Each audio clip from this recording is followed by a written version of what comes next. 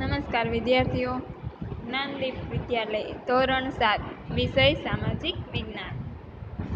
આજે આપણે પાઠ નંબર 2ની શરૂઆત કરશું. આપણે પાઠ નંબર 1માં રાજપૂત યુગ, નવા શાસકો અને રાજ્યો વિશે અભ્યાસ કર્યો. એટલે કે એ પાઠમાં રાજપૂત યુગનો અંત આવ્યો હતો અને તરત જ દિલ્હી સલ્તનતની શરૂઆત થઈ હતી. એટલે કે છેલ્લે શાહબુદ્દીન ધોરીનું આક્રમણ થયું હતું ત્યારે રાજપૂતનો અંત આવ્યો અને દિલ્હી સલ્તનતની શરૂઆત થઈ. એટલે આપણે જોઈશું હવે પાઠ નંબર 2, દિલ્હી સલ્તનત. શરૂઆત કરીએ આપણે. પ્રાચીન કાળથી જ દિલ્હી એ ભારતીય રાજનીતિના કેન્દ્રમાં રહ્યું છે. 12મી સદીમાં તોમર અને ચૌહાણ રાજપૂતના સમયમાં દિલ્હી વેપાર વાણિજ્ય એક મહત્વનું કેન્દ્ર હતું.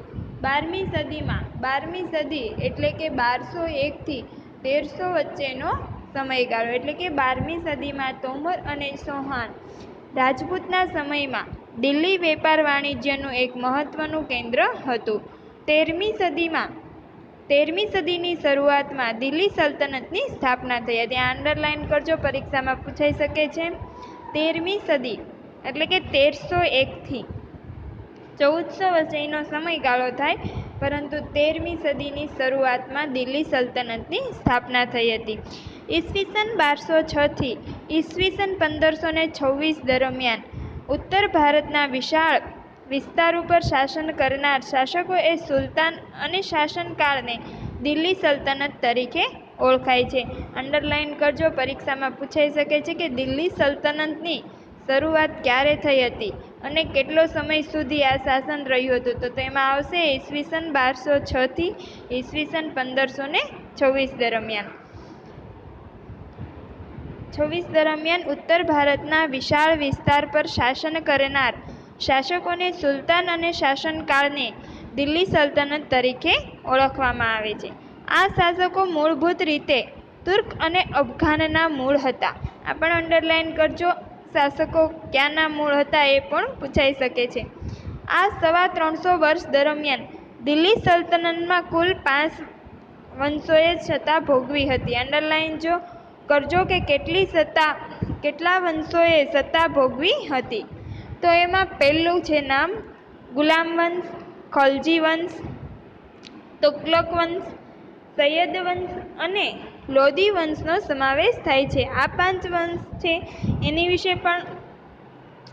વિશે પણ અંડરલાઇન કરજો. એ પણ પરીક્ષામાં પૂછાઈ શકે છે કે કયા કયા વંશોનો સમાવેશ થયો હતો. તો પહેલું છે ગુલામ વંશ, બીજું છે ખલજી વંશ, ત્રીજું છે તુગલક વંશ અને ચોથું સૈયદ વંશ અને છેલ્લું 5મું છે લોદી વંશનો સમાવેશ થાય છે. દિલ્હી સલ્તનતની સાથે આપણે આ પાઠમાં વિજયનગર અને બહમની સામ્રાજ્યનો પણ અભ્યાસ કરશું. દિલ્હી સલ્તનતમાં એટલે કે આ પ્રસ્તાવના છે એમાંથી સૌપ્રથમ તો દિલ્હી સલ્તનતની શરૂઆત ક્યારે થઈ હતી, કેટલો ટાઈમ સુધી એટલે કે કેટલા સમય સુધી એ દિલ્હી સલ્તનતનું શાસન રહ્યું હતું, તેના મૂળ શાસકો કોણ હતા, ક્યાં હતા અને દિલ્હી સલ્તનતમાં કુલ કેટલા વંશોએ સત્તા ભોગવી હતી અને તે સત્તા એટલે કે કયા કયા વંશો હતા એના નામ.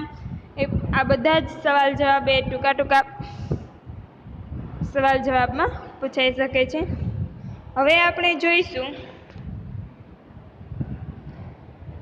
દિલ્હી સલ્તનતના શાસકો. એટલે કે દિલ્હી સલ્તનતના શાસકોમાં આપણે આગળ વાત કરી કે 5 વંશો હતા: ગુલામ વંશ, ખલજી વંશ અને તુગલક વંશ, સૈયદ વંશ અને લોદી વંશ. આ બધાનો એટલે કે અલગ અલગ રીતે આપણે અભ્યાસ કરીશું. એમાં પહેલું છે ગુલામ વંશ.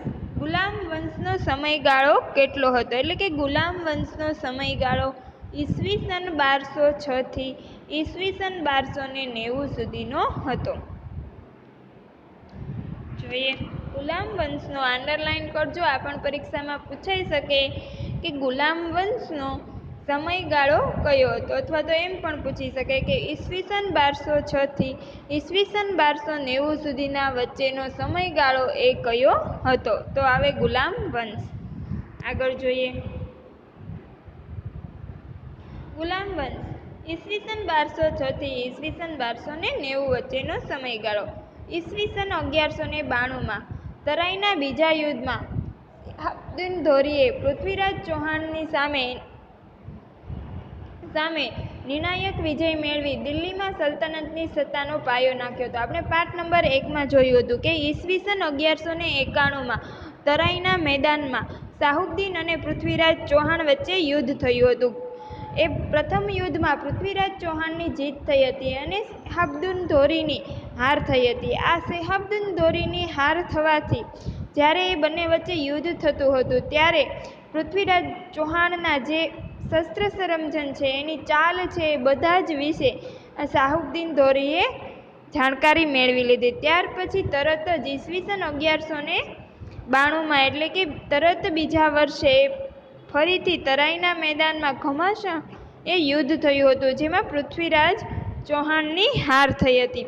આની આખી જ એટલે કે વિગતવાર સમજૂતી આપણે પાઠ નંબર 1માં સમજાવી હતી કે કઈ રીતે પૃથ્વીરાજ ચૌહાણનું મૃત્યુ થયું હતું અને રાજપૂત યુગનો અંત આવ્યો અને દિલ્હી સલ્તનતની શરૂઆત થઈ. જે આગળના પાઠમાં સમજાવેલું છે. જેણે પાઠ નંબર 1નો વિડીયો ન જોયો હોય તે ફરીથી જોઈ લેશે અને સતત રિવિઝન કરતા રહેશે.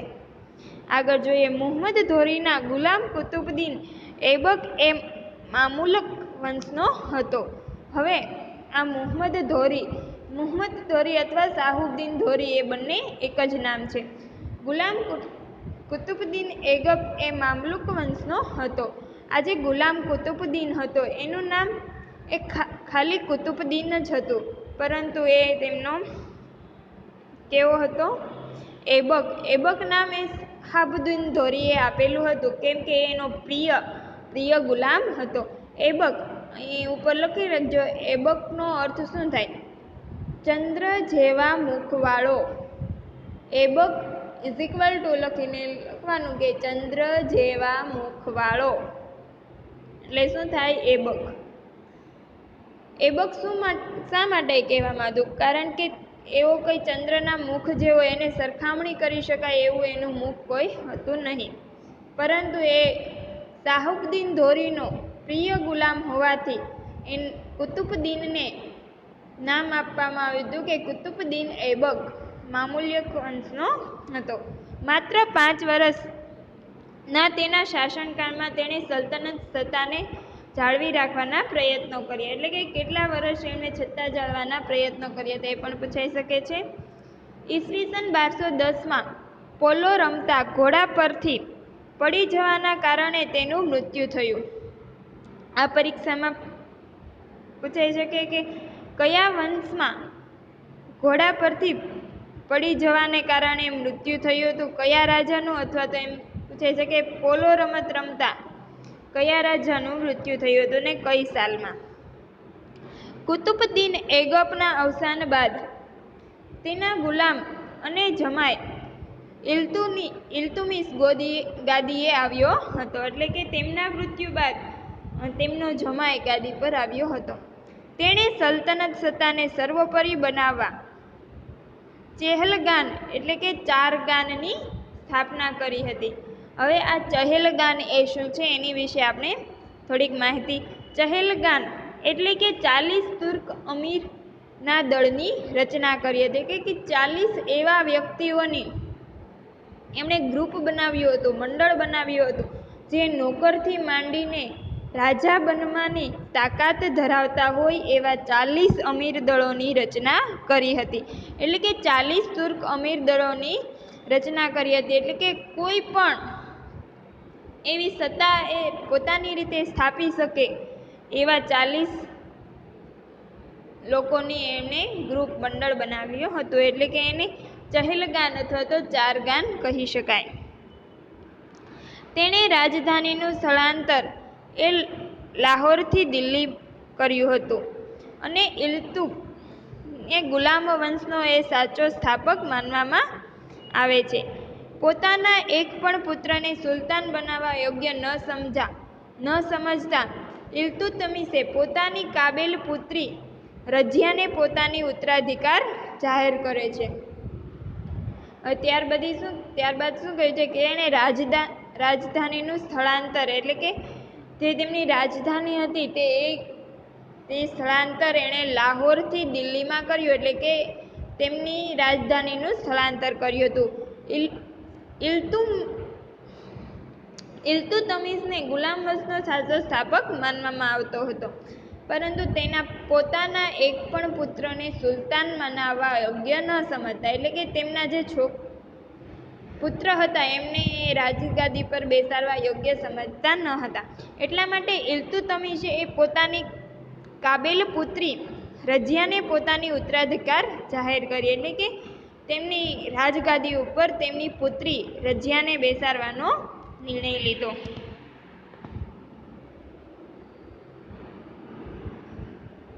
ઇલ્તુત્મિશના અવસાનના થોડા સમય બાદ તેની પુત્રી રઝિયા સુલતાનની દિલ્હીની ગાદી એ આવી, એટલે કે ઇલ્તુત્મિશના અવસાન થયું ત્યારબાદ થોડા સમય બાદ તેની પુત્રી રઝિયા એ સુલતાન દિલ્હીની ગાદીએ આવી, જે દિલ્હીની ગાદીએ આવનાર પ્રથમ મહિલા શાસક હતી.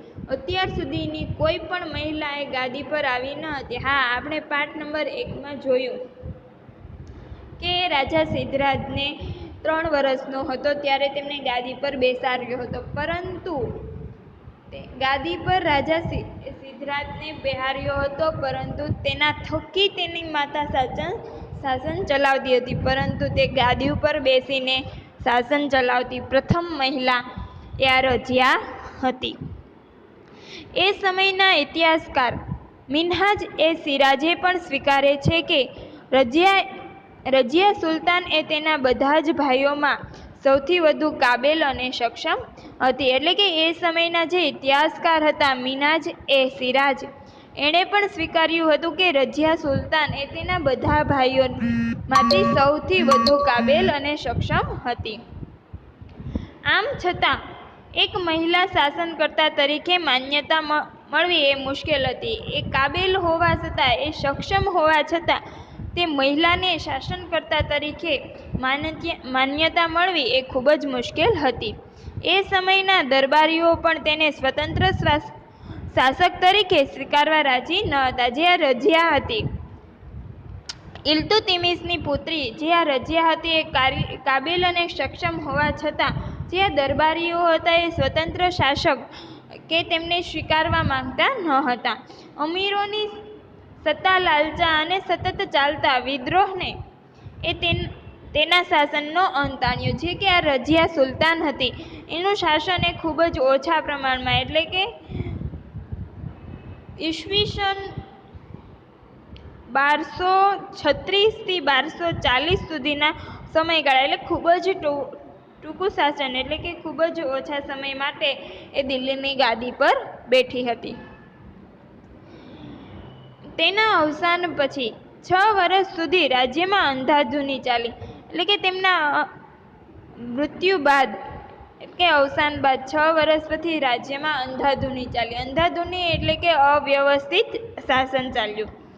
અમીરોએ ઇલ્તુત્મિશના પુત્ર એ નાસિરદુની ને દિલ્હીની ગાદીએ બેસાડ્યો. 21 વર્ષના તેના શાસનકાળ બાદ તેનું અવસાન થતાં ગયાસુદ્દીન બલ્બના ગાદીએ આવ્યો હતો.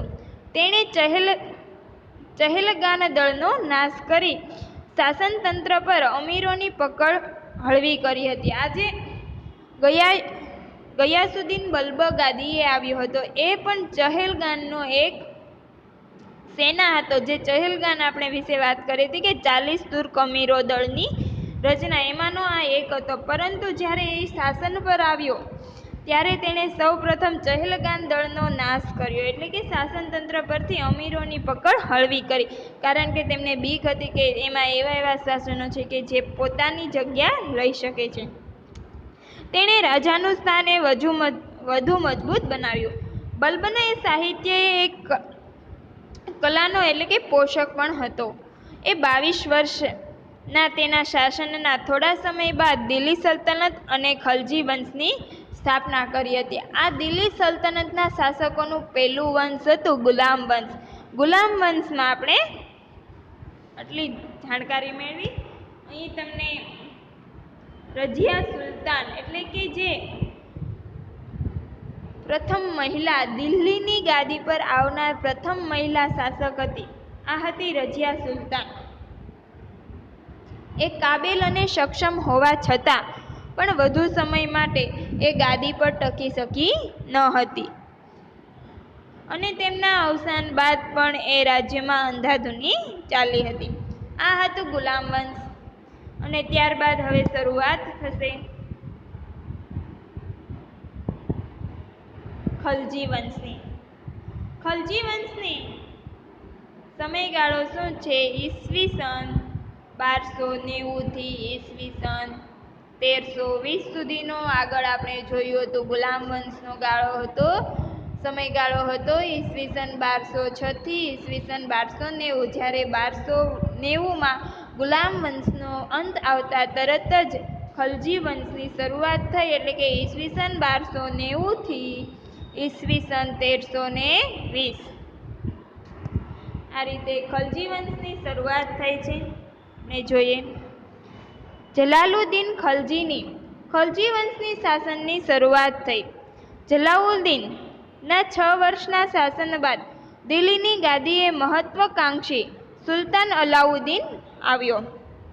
એટલે કે જ્યારે જલાલુદ્દીન ખલજીએ ખલજી વંશના શાસનની શરૂઆત કરી હતી અને જલાલુદ્દીનના 6 વર્ષના શાસન બાદ, એટલે કે આજે જલાલુદ્દીન ખલજીએ જે શાસનની શરૂઆત કરી હતી એના 6 વર્ષ બાદ દિલ્હીની ગાદીએ મહત્વકાંક્ષી સુલતાન અલાઉદ્દીન આવ્યો હતો. 6 વર્ષ બાદ જલાલુદ્દીન ખલજીની જગ્યાએ અલાઉદ્દીન એટલે કે સુલતાન અલાઉદ્દીન આવ્યો હતો.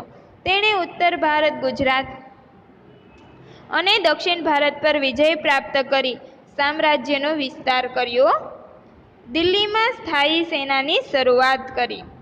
એટલે કે સૌપ્રથમ જે સેના હતી એની સ્થાયી સેનાની શરૂઆત કરી. એટલે કે તેમણે સુધારા લાવ્યા.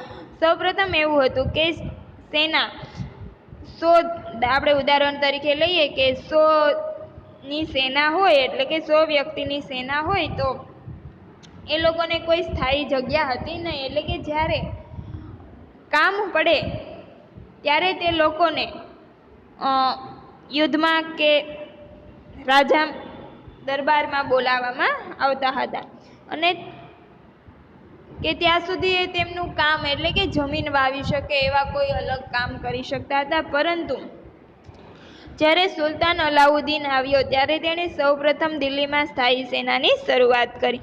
તેણે સૈન્યના ઘોડા અને સૈનિકોની વિશિષ્ટ ઓળખ માટે ડાગ અને ચહેરા પદ્ધતિની શરૂઆત કરી. આપણે ડાગ અને ચહેરા પદ્ધતિની શરૂઆત કઈ રીતે કરી એ તમને ખ્યાલ નહીં હોય, આપણે એનું થોડું વિગતવાર જાણીએ. એટલે કે જે સૈન્યના ઘોડા હતા, એટલે કે તે સમયના સૈનિકો હતા, એટલે કે સૈન્ય હતા, થોડાક લાલચુ હતા. એટલે કે જે કાબિલ ઘોડા હોય, હોશિયાર ઘોડા હોય એને વેચીને તેમની બદલામાં બીજા ઘોડા લેતા હતા. પરંતુ જ્યારે આ સુલતાન અલાઉદ્દીન આવ્યો ત્યારે તેમને ઘોડા પર કોઈ ડાગ, એટલે કોઈ નિશ્ચિત એવો ડાગ રાખવામાં આવતો કે જેને કારણે જે આ સૈન્ય હતું એ ઘોડા બદલી શકતા ન હતા. એટલે કે એમનો એક ઘોડા પર ચોક્કસ ડાગ રાખવામાં આવતો. સૈનિકો, હવે તમને એમ થતું હોય કે ચહેરા એટલે શું? જ્યારે તે સમયમાં ખૂબ અઢળકની સંખ્યામાં સૈનિકો હતા, એટલે કે ઘણા એવા એક સરખા સૈનિકો હોય છે, મળતા આવતા હોય છે, પરંતુ બધાના ચહેરા યાદ રહે નહીં.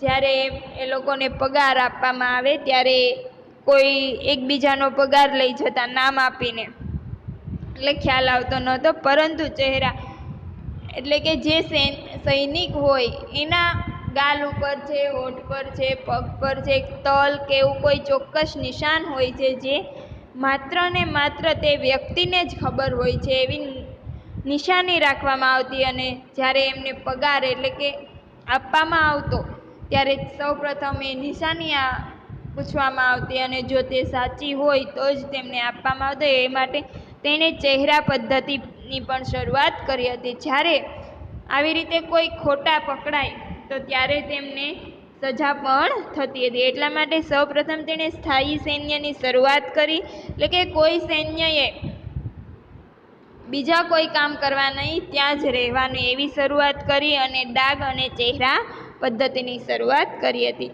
આ ઉપરાંત ભાવ નિયમન, બજાર નિયંત્રણ, સંગ્રહખોરી નિયમન જેવા વહીવટી સુધારણા કર્યા હતા. એટલે કે સુલતાન અલાઉદ્દીન આવવાને કારણે ઘણા એવા સુધારા થયા હતા. તેમણે ભાવ નિયમન પણ કર્યા હતા. હવે આપણે એક ઉદાહરણ તરીકે લઈએ. એ સમયની માન્યતા છે કે જ્યારે કરિયાણાની દુકાને 1 કિલો વસ્તુ લેવા જઈએ છીએ, 1 કિલોની વસ્તુમાં 100 ગ્રામ વસ્તુ આવે છે અને જો એ જગ્યાએ દુકાનદારે કોઈ ગોટાળો કરીને આપને 90 ગ્રામ જેવી વસ્તુ આપે છે. જો હવે એ ખ્યાલ જ્યારે આપને ખબર પડે છે કે એમણે 10 ગ્રામ જેટલું ઓછું આપેલું છે, ત્યારે એ સમયમાં રાજા દ્વારા એવું કહેવામાં આવતું હતું કે તે વ્યક્તિમાંથી જેટલા ગ્રામ ઓછું આપવામાં આવેલું હોય છે તેટલા ગ્રામ એ તેના શરીરમાંથી માંસ કાઢી લેવામાં આવતું. એ સમયની માન્યતા છે. એટલા માટે આ ઉપરાંત તેમણે ભાવ નિયમન, બજાર નિયંત્રણ, સંગ્રહખોરી નિયમન જેવા વહીવટી સુધારણા પણ કર્યા હતા. અલાઉદ્દીન ખલજીના અવસાન બાદ આપણે આગળ જોઈએ. અલાઉદ્દીન ખલજીના અવસાન બાદ રાજ્યમાં અંધાધૂનીનું વાતાવરણ રહ્યું હતું. આપણે જોયું હતું કે ગુલામ વંશમાં પણ જ્યાં રજિયા સુલતાન હતું એના અવસાન એટલે કે તેની સત્તા પૂરી થવા બાદ પણ 6 વર્ષ સુધી રાજ્યમાં અંધાધૂની ચાલી હતી. એમ જ અલાઉદ્દીન ખલજીના અવસાન બાદ પણ એ રાજ્યમાં અંધાધૂનીનું વાતાવરણ રહ્યું હતું. ખલજીએ રાજવંશનો અંત આણી એ દિલ્હીની ગાદીએ તુગલક શાસનની શરૂઆત કરનાર ગિયાસુદ્દીન તુગલક હતો. અંડરલાઈન કરજો. ખલજીના વંશનો અંત આણી દિલ્હીની ગાદીએ તુગલક શાસનની શરૂઆત કરનાર ગિયાસુદ્દીન તુગલક હતો. હવે આટલું જાણવામાં છે. અલાઉદ્દીન ખલજીના સમયમાં પ્રસિદ્ધ કવિ અમીર ખુશારો થયા. અમીર ખુશારો નું બીજું નામ છે હિંદનો પોપટ, લખી રાખજો. અથવા તો ત્રીજું નામ છે પોપટ હિંદકા, જેમણે કિરાતુલ સદાયન, આશિકા નૂહ વગેરે જેવી પ્રસિદ્ધ સાહિત્ય કૃતિઓની રચના કરી હતી.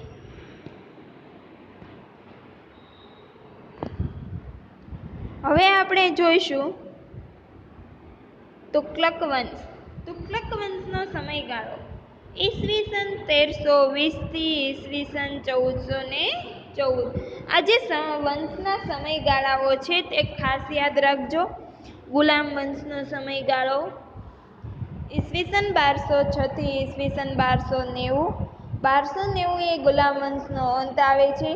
ત્યારબાદ ખલજી વંશની શરૂઆત થઈ છે, એટલે કે ઈસવીસન 1290 થી ઈસવીસન 1320, એટલે કે 1320માં ખલજી વંશનો અંત આવે છે. ત્યારબાદ તુગલક વંશની શરૂઆત થાય છે. તુગલક વંશની શરૂઆત ઈસવીસન 1320 થી ઈસવીસન 1414 સુધી. આપણે જોઈએ સૌપ્રથમ